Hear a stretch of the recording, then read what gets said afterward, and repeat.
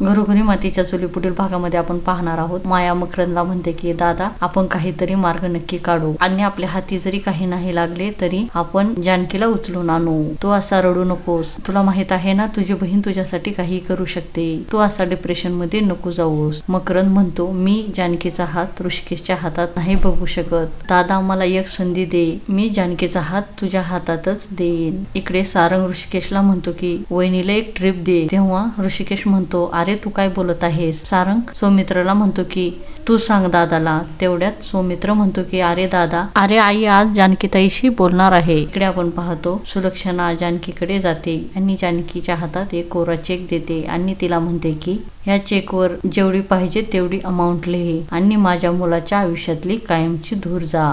पुढील भागामध्ये आपण पाहणार आहोत जानकी ऋषिकेशला सोडून कायमचीच जाईल का हे पाहणे खूपच मनोरंजक आहे. घरोघरी मातीच्या चुली या मालिकेचे डेली अपडेट पाहण्यासाठी आमच्या चॅनल लाईक करा, शेअर करा आणि सबस्क्राईब करायला विसरू नका.